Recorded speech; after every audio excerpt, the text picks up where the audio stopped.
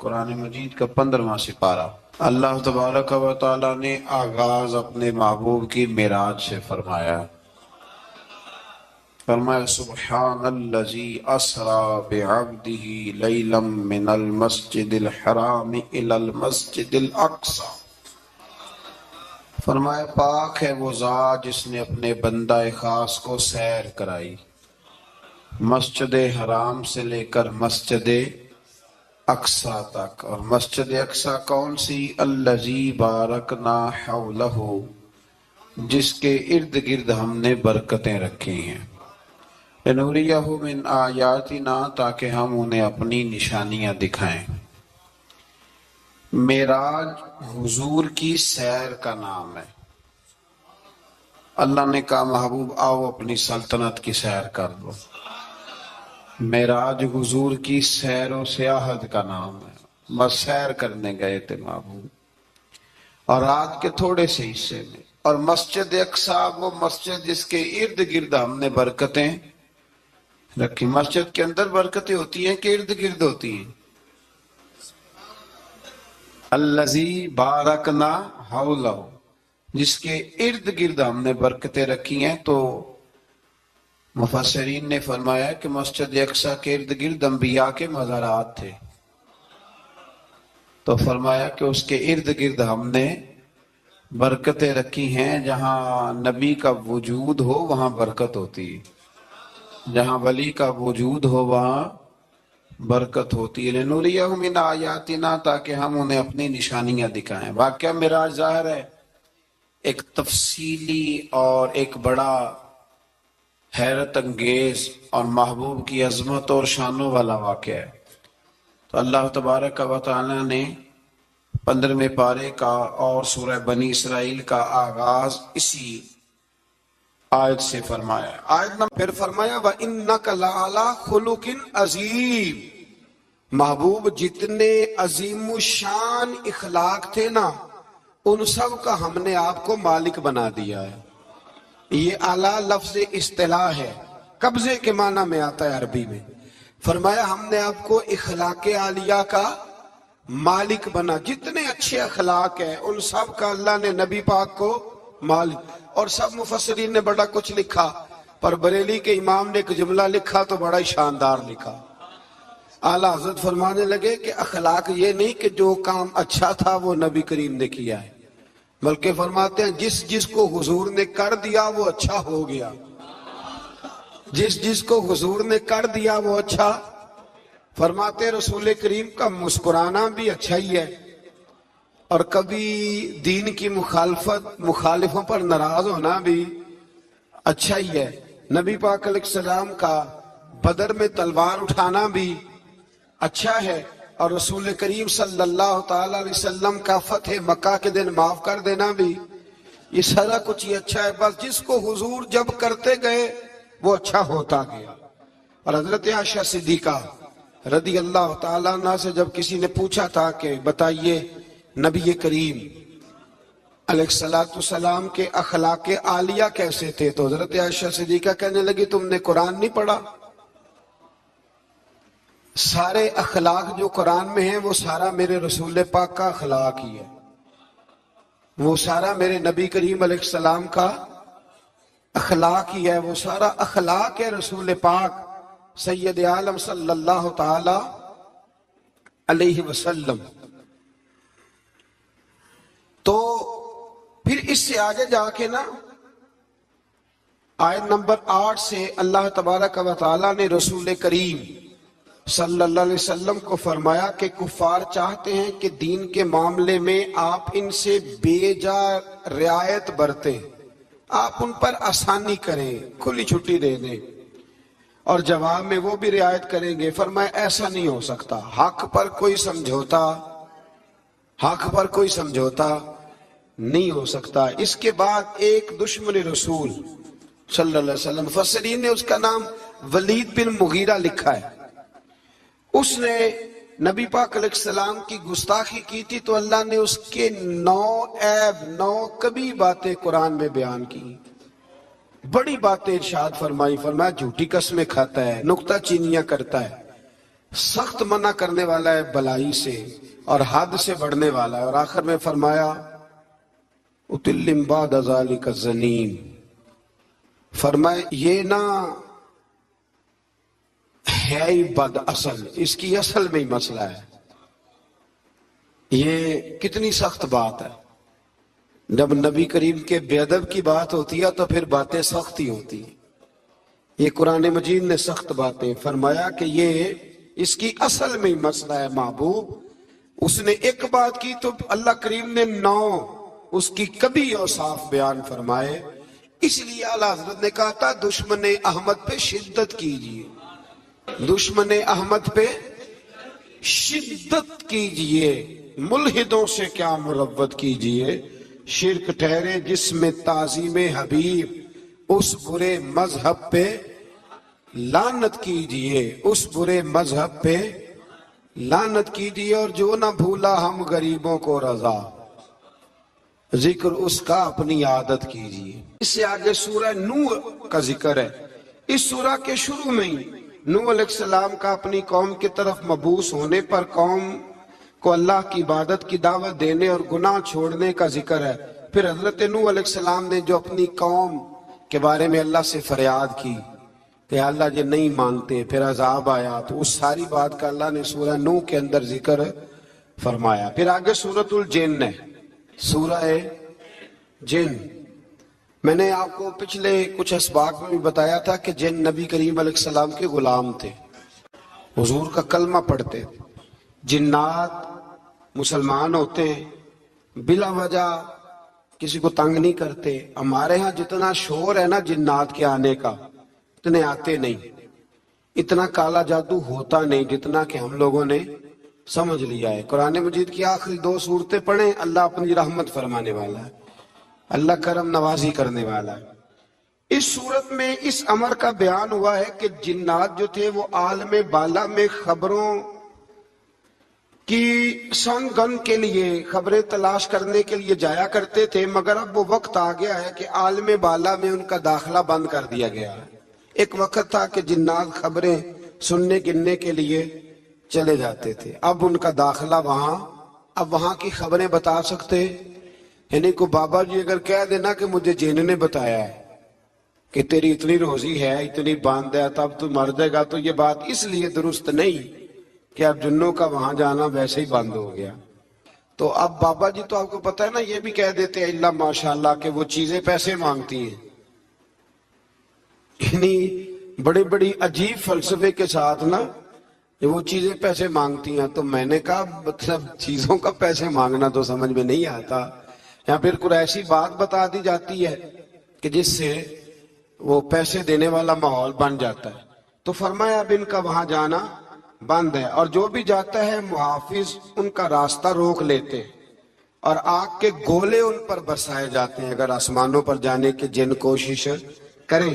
جنات نے مشورہ کیا کہ پورے روئے زمین کا جائزہ لے کے دیکھیں آخر یہ سارا منظر کیوں تبدیل ہو گیا، تو ضرور کوئی بڑی تبدیلی آئی ہے. حضرت ابن عباس رضی اللہ تعالیٰ عنہ نے بیان کیا کہ ان کی ایک جماعت مکے کی طرف گئی اور وہاں نبی پاک علیہ السلام عکاظ کے بازار میں اپنے اصحاب کو صبح کی نماز پڑھا رہے تھے. انہوں نے یہ قرآن سنا اور پھر جن جا کے دوسروں کو کہنے لگے کہ ایسا قرآن سن کیا ہے کہ جیسا کبھی نہیں سنا. تو آؤ پھر محبوب کریم کی بارگاہ میں چلتے ہیں. خود بھی مسلمان ہوئے اور اپنی قوم کو بھی اسلام کی دعوت دی. اس کی آیت نمبر 26 میں اللہ تبارک و تعالیٰ نے فرمایا، یہ سورہ جن جو ہے نا اس کی آیت نمبر 26 اللہ کریم نے ارشاد فرمایا عالم الغیب فلا یظہر علی غیبہ احدا. فرمایا غیب کا جاننے والا اپنے غیب پر کسی کو مطلع نہیں کرتا. غیب کا جاننے والا آگاہ نہیں کرتا اپنے غیب پر کسی کو بھی. آگے فرمایا ان تفصیل سے میں نے ایک دفعہ بات کی تھی، موقع ملا تو وہ ساری روایات ایک جگہ کسی وقت جمع کریں گے انشاءاللہ تعالی اور آپ کو عرض کریں گے کہ وہ کیا خوبصورت ماجرا ہے. اور اب تو الحمدللہ ایک اور آسانی بھی ہو گئی ہے. میری باتیں کوئی اس قابل تو نہیں تھی لیکن چونکہ اللہ رسول کے فرامین تھے تو ایک دوست نے لکھنی شروع کر دی، انشاءاللہ جلدی چھپ بھی جائیں گے۔ تو عرض کرنے کا مقصد یہ ہے کہ یہ چیزیں آئیں گی اور آپ کو بتائیں گے کہ اللہ نے اپنے محبوب کریم کو کس طرح غیب کے خزانوں کی کنجیاں عطا فرمائی ہوئی۔ تو اس سے آگے پھر سورہ مزمل شروع ہوتی ہے۔ سبحان اللہ۔ سورہ یا ایھا المزمل، کہا او چادر اوڑھنے والے محبوب، قم اللیل الا قلیلا، ساری رات نہ بیدار رہا کر، تھوڑا آرام بھی کر لیا کر تھوڑا سا۔ کیا کہا حضرت نے؟ خدا کی رضا چاہتے ہیں دعا لو، خدا چاہتا ہے رضا۔ اور درویش کہتے ہیں رب آکھیا سونے محبوبہ تیرے 100 ناز اٹھانا ہاں، لوکی میریاں قسماں چاندے نے، میں تیریاں قسماں چاہنا۔ کہا اے میرے پیارے حبیب، اے چادر اوڑھنے والے، تھوڑا آرام بھی کیا کریں۔ حضور ساری رات نماز پڑھتے تھے نا، تو اللہ نے کہا محبوب تھوڑا آرام بھی کیا کریں۔ پھر اس میں بڑے خوبصورت چیزیں اللہ کریم نے بیان فرمائی ہیں، قیامت کی ہولناکیوں کا بھی ذکر فرمایا ہے۔ پھر آخر میں فرمایا کہ تم اپنی بھلائی کے لیے جو کچھ بھی آگے بھیجو گے، اس کو اللہ تعالیٰ کے پاس اس سے بہتر اور زیادہ ثواب والا پاؤ گے۔ یعنی اس کا معنی یہ بھی ہو سکتا ہے کہ اپنی سوچ سے زیادہ تم ثواب پاؤ گے جو چیز آخرت کے لیے تم بھیجو گے۔ اور اللہ سے مغفرت طلب کرتے رہو، بے شک اللہ بہت مغفرت فرمانے والا اور بے حد رحم کرنے والا ہے۔ پھر اس سے آگے سورہ مدثر ہے، مزمل کے فوراً بعد سورہ مدثر۔ اس سورہ مبارکہ میں بڑا خوبصورت انداز ہے، یا ایھا المدثر، اے چادر اوڑھنے والے، قم فانذر، اٹھیے اور لوگوں کو ڈرائیے، اٹھیے آپ پیغام دیجئے، اٹھیے لوگوں کو ڈرائیے۔ اٹھ باندھ کمر کیوں ڈرتا ہے، پھر دیکھ خدا کیا کرتا ہے، آپ اٹھیے۔ اس صورت میں اللہ تعالیٰ نے آپ کو شان محبوبی کے ساتھ خطاب کرتے ہوئے فرمایا ہے چادر اوڑھنے والے، اٹھیے اور لوگوں کو اللہ کے عذاب سے ڈرائیے اور اپنے رب کی کبریائی کا اعلان فرمائیے، بتائیے کہ آپ کا رب کتنا بڑا ہے۔ آیت نمبر 42 میں فرمایا جہنمیوں سے پوچھا جائے گا تمہارے جہنم میں جانے کا سبب کیا بنا۔ یہ سورہ مدثر کی آیت نمبر 42 چلو بتا لیا آخری نے، آیت نمبر 42۔ جہنمیوں سے پوچھا جائے گا جہنم میں آئے ہو تو سبب کیا بنا، تو وہ پہلا سبب بتائیں گے کہ ہم نماز پڑھنے والوں میں سے نہ تھے۔ پہلا سبب دوزخ میں جانے کا نماز نہ پڑھنا ہے۔ رمضان کے بعد بھی پڑھیں گے انشاءاللہ، اور عید والے دن بھی پوری 5 پڑھنی ہے انشاءاللہ، پوری 5۔ یہ نئے کپڑے لوگوں کو بعد میں دکھانا، پہلے سویرے پہن کے نا رب کی بارگاہ میں جاؤ، سویرے پہن کے نا۔ علامہ عبدالستار خان نیازی، علامہ نیازی، میں جب ان کے مزار پہ جاتا ہوں نا، میاں والی جانے کا جب موقع ملتا ہے تو میں نہ کھڑا ہوتا ہوں، آپ یقین کریں اس بندے کی قبر پہ کھڑے ہو کے بھی جذبہ ہی ملتا ہے۔ کیا بندہ تھا وہ، نا پگڑی باندھتے تھے بڑی، ہمارے بریلی شریف کے بزرگ بھی نا وہ پگڑی باندھتے شملے والے۔ چلے آج بات آ گیا تو اس کی بھی میں حکمت بتا دوں، وہاں نا سکھ بھی پگڑی باندھتے، تو کپڑا بھی اکثر ایک جیسا ہی ان کے لیے آتا، تو مسلمان بھی خرید لیتے تھے، تو وہ سکھ جو ہوتا ہے نا وہ شملہ نہیں نکالتا، تو اس سے فرق کرنے کے لیے وہاں کے مشائخ نے نا شملہ نکالنا شروع کیا۔ تو میں شادی باندھا کرتا تھا، تو ایک دفعہ مجھے حضرت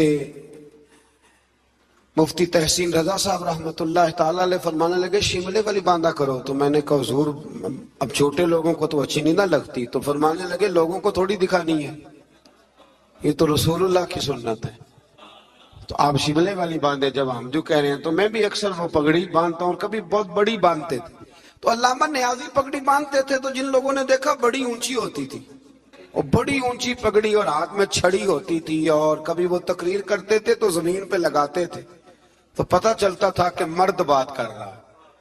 اور علامہ اقبال کے ڈائریکٹ شاگرد تھے علامہ عبدالستار نیازی، شاگرد، وہ مدینہ شریف جانے لگے نا تو کسی نے ان سے کہا نیازی صاحب یہ پگڑی اتار کے جاؤ، یہ پگڑی اتار کے جاؤ. تو علامہ نیازی صاحب فرمانے لگے کیوں اتار کے جاؤں؟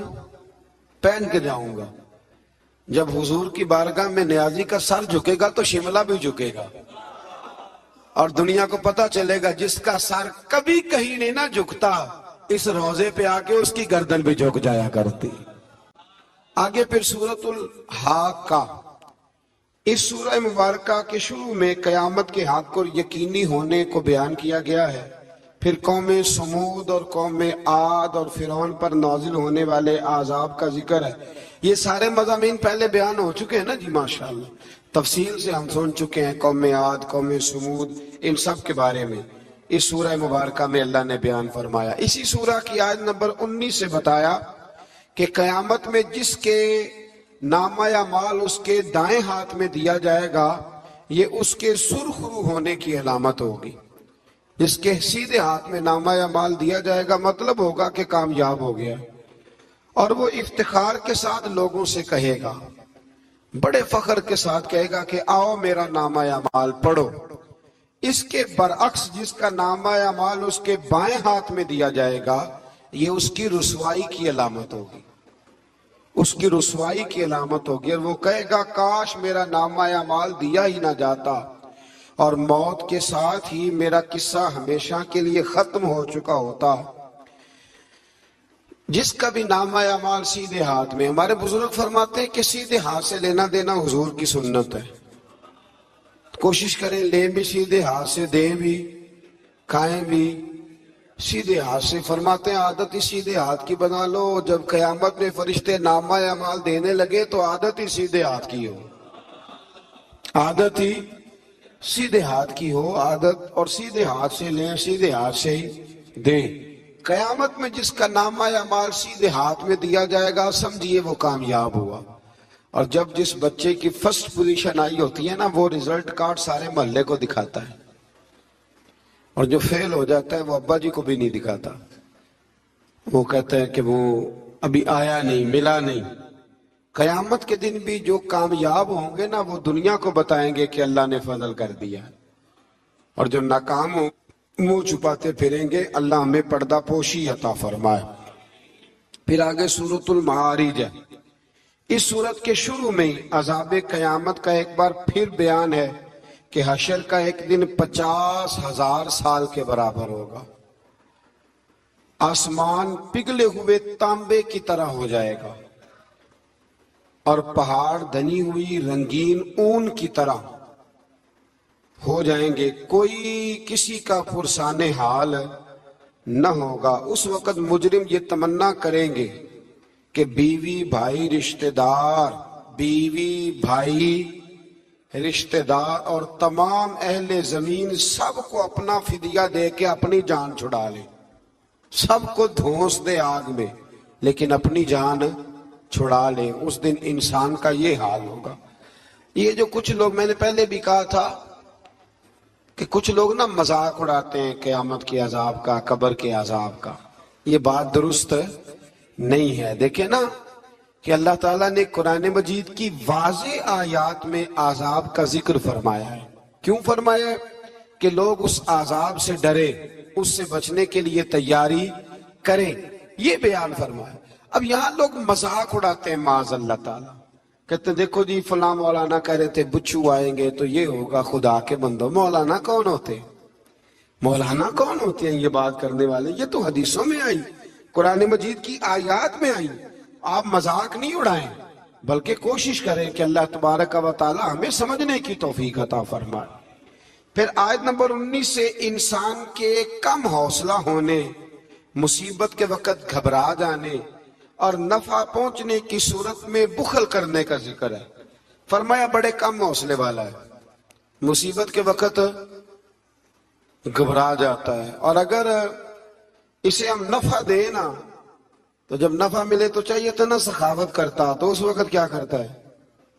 بخل کرتا ہے، کنجوسی کرتا. اللہ فرما رہا ہے، نبی پاک علیہ الصلوۃ والسلام نے فرمایا یہ جو سخی ہوتا ہے نا فرمایا یہ سخی بندوں کے دل کے قریب بھی ہوتا ہے، اللہ کے قریب بھی ہوتا ہے، اور جنت کے قریب بھی ہوتا ہے۔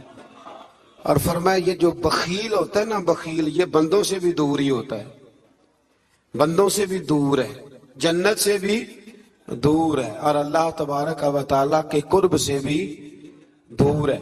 اور حضور فرماتے ہیں جب صبح سورج طلوع ہوتا ہے تو فرشتہ دعا کرتا ہے، اللہ سخی کو زیادہ عطا فرما، اور کہتا ہے یا اللہ جو کنجوسی کرے نا اس سے روک لے، اسے نہ دے، اس لیے کہ جب وہ نہیں دے رہا۔ بڑی خوبصورت مثال علامہ اسماعیل حقی نے لکھی ہے، آپ فرماتے ہیں کنویں سے سارا پانی ختم ہو جائے تو نیچے سے تازہ آ جاتا ہے، اور اگر پانی ختم نہ ہو اندر ہی پڑا رہے تو باسی ہو جاتا ہے۔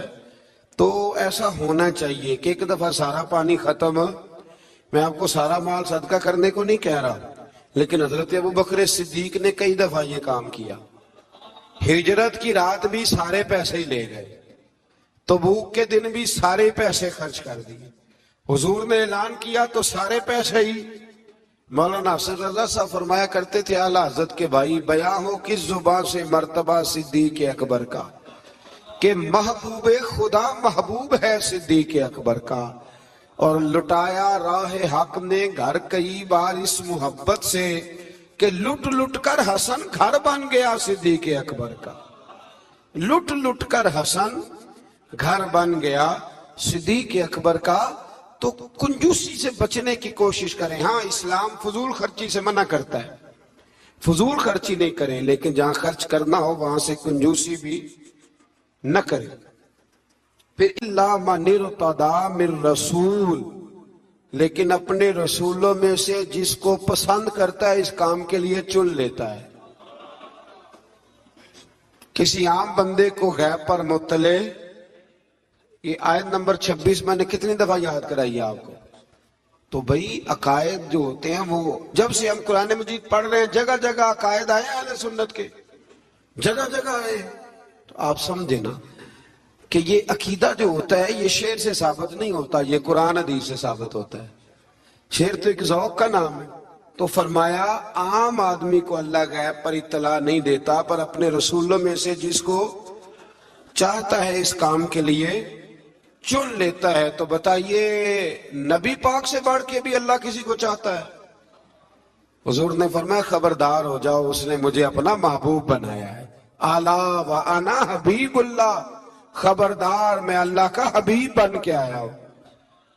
تو علم غیب اللہ نے اپنے رسول کو دیا، اور اس کی برکت سے نبی کریم علیہ السلام نے دین کا بہت سارا کام کیا۔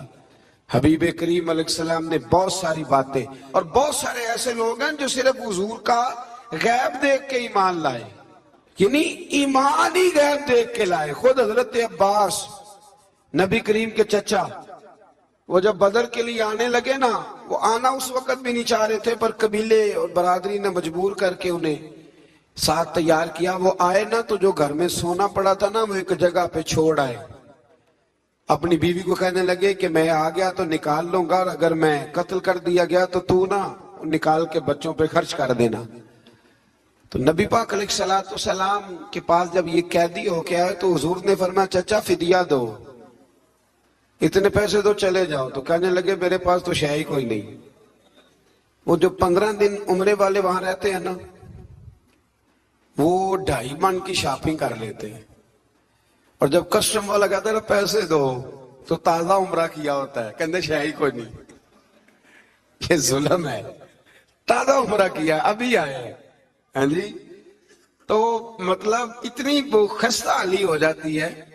یہ میں پریکٹیکل بتا رہا ہوں اللہ کے فضل سے۔ ایک سے میں نے کہا تو مجھ سے لے لے، کہتا چپ کرو تسی کو بچ بول دے ہو۔ میں نے کہا مجھ سے لے لو دے دینا، کہتا چھڑو۔ بھائی چھوڑیں، آپ کیوں غلط بات کرتے ہیں؟ تو بہت سارے بندے ہوتے ہیں جو کہتے ہیں شے ہی کوئی نہیں، بالکل کوئی شے نہیں۔ ہاں کوئی پلاٹ سستا بک رہا ہو تو پیسے نکل آتے ہیں، پھر کہتے ہیں میں پھڑے نہیں کسی کو لو، بھئی کو کھا جائے گا۔ چلے ٹھیک ہے آپ چھپائیں اپنی دولت کو، لیکن ان لفظوں کے ساتھ ناشکری کرنا کہ شے ہی کوئی نہیں، یہ معاملہ درست ہے۔ تو حضرت عباس نے بھی نا نبی کریم کی بارگاہ میں عرض کیا حضور کوئی شے نہیں، کہاں سے دوں؟ تو حضور مسکرائے، حضور نے فرمایا چاچا جب گھر سے نکلنے لگے تھے تو وہ اکیلے میں میری چچی کو بلا کے جو پیسے دے کے آئے تھے، اور وہ اس کو کہہ کے آئے تھے کہ میں آ گیا تو میں تمہیں بتاؤں گا کیا کرنا ہے، نہ آیا تو پھر نکال کے بچوں پہ خرچ کر دینا۔ یہ سن کر حضرت عباس پہ غاشہ ہوا طاری، یہ سن کر حضرت حفیظ جلندری کہتے ہیں یہ سن کر حضرت عباس پہ غاشہ ہوا طاری کہ پیغمبر تو رکھتا ہے دلوں کی بھی خبرداری۔ خیال آیا مسلمان نیک و بد پہچان جاتے ہیں اور محمد آدمی کے دل کی باتیں جان جاتے ہیں، محمد آدمی کے دل کی باتیں جان جاتے ہیں۔ اور کوئی غیب تم سے نہا ہو بھلا جب خدا ہی نہ چھپا رہا، تم پر کروڑوں درود و سلام جب خدا ہی نہ چھپا رہا۔ کتنی عجیب بات ہے، یہاں بھی لوگ ترازو لے کے بیٹھے۔ اقبال سے کسی نے کہا کہ دو علماء کی بحث ہے، کہتا ہے حضور کو غیب نہیں، دوسرا کہتا ہے تو آؤ چلیں۔ تو اقبال کہنے لگے مجھے شرم نہ آئے گی میں وہاں چلا جاؤں جہاں لوگ میرے نبی کا علم تولنے کے لیے ترازو لے کے بیٹھے ہیں، حضور کا علم تول رہے ہو؟ اقبال کہنے لگے میرے نبی کے تو غلاموں کا علم نہیں تولا جا سکتا، تم حضور کے علم کی بات کرتے ہو۔ یہ تھوڑا سوچ سمجھ کے بات کرنی چاہیے، اور نص قطعی ہے قرآن پاک کی۔ ایک دن سجا لیا تھا میرے نبی پاک نے ممبر، فرمایا پوچھ لو پھر جو پوچھنا ہے پوچھو۔ تو حضرت عمر جیسے لوگ اٹھ کے کھڑے ہو گئے، کہا یا رسول اللہ ہم اللہ کے رب ہونے پہ راضی ہیں، آپ کے رسول ہونے پہ راضی ہیں، اسلام کے دین ہونے پہ حضور ہم بڑے راضی ہیں، ہم بڑے راضی ہیں۔ اس لیے یہ تو ایسا مسئلہ ہے کہ اس مسئلے کو دیکھ دیکھ کے لوگ مسلمان ہوئے۔ تو حضرت عباس کو جب حضور نے ساری بات بتائی نا تو حضرت عباس کہنے لگے فدیہ مرضی کا لے لینا پر پہلے مجھے کلمہ پڑھاؤ۔ کہا کیوں؟ فرمایا مجھے سمجھ آ گئی ہے، وہ بات میرے اور میری بیوی کے علاوہ کسی کو پتہ ہی نہیں، اگر آپ کو پتہ چلی ہے تو یقیناً آپ کو کوئی بتانے والا ہے، تو وہ جو آپ کو بتانے والا ہے نا وہی رب العالمین ہے۔ تو حضور کا تو غیب دیکھ کے دنیا کلمہ پڑھ جاتی تھی۔ اس پر بڑی اس سورہ مبارکہ کے اندر اللہ تبارک و تعالیٰ نے ان لوگوں کے بارے میں جو آخرت کے منکر ہیں، اللہ تعالیٰ نے قسم ذکر فرما کے ارشاد فرمایا کیا انسان نے یہ گمان کر رکھا ہے کہ ہم مرنے کے بعد اس کی ہڈیوں کو جمع نہیں کریں گے؟ کیوں نہیں، ہم اس بات پر قادر ہیں کہ ان کی انگلیوں کے پورے جیسے پہلے تھے ویسے ہی بنا دیں گے، یعنی انگلیاں تک تمہاری جمع کر لی جائیں گی، انگلیاں تک۔ قیامت کے دن تمہیں کسی کی قبر کھلی تو اس کو دیکھا کہ ہڈیوں کا پنجر بن گیا، لیکن اللہ اسے بھی قیامت میں جمع فرمائے گا دوبارہ سے۔ اور وہ مثال میں تیسرے چوتھے پارے میں دے چکا ہوں، جب حضرت ابراہیم علیہ السلام نے جانوروں کا پرندوں کا قیمہ کر کے رکھا تھا اور کہا پکاریے تو وہ سارے اپنے پروں پر دوڑتے ہوئے حاضر ہو گئے تھے۔ آگے سورہ دہر شروع ہوتی ہے، سورہ دہر، یہ 29واں پارہ ہے، اور اس میں صورتیں اگرچہ چھوٹی چھوٹی ہیں پر کیا بات ہے سب صورتوں کی۔ ہر سورہ مبارکہ بڑی اپنے اندر امتیازی شان رکھتی ہے۔ سورہ دہر میں فرمایا حل اتی علی الانسان حین من الدہر لم یکن شیئا مذکورا، فرمایا بے شک گزرا ہے انسان پر زمانہ ایک ایسا کہ جب وہ کوئی قابل ذکر چیز نہیں تھا۔ ایک وقت تھا کہ جب کوئی اس کا ذکر تھا کہ نہیں، وہ وقت بھی جب نہ نام تھا نہ ولدیت تھی۔ پھر دنیا میں آ کے لوگ سمجھتے ہیں کہ میں اٹھتا ہوں تو زمانہ اٹھتا ہے، میں بیٹھتا ہوں تو زمانہ میری وجہ سے نظام چلتا ہے۔ تو اللہ فرماتا ہے حین من الدہر لم یکن شیئا مذکورا، تیرا تو ذکر ہی کوئی نہیں تھا، تو جانتا ہی کوئی نہیں تھا، یہ تو رب نے تجھے پیدا کیا ہے۔ تو اب تو سمجھتا ہے کہ میں کچھ چیز ہوں۔ بڑے بڑے لوگوں کی قبروں پہ جاؤ، کوئی پوچھنے والا نہیں، کوئی نہیں۔ وہ جو کہہ دیتے تھے تو قانون بنتا تھا، قانون جن کے سائن کرنے سے لوگ پھانسی سے بچ بھی جاتے تھے اور پھانسی لگ بھی جاتے تھے۔ آج ان کا جاننے پہچاننے والا کوئی نہیں۔ تو انسان نا بھول جاتا ہے۔ ایک دور وہ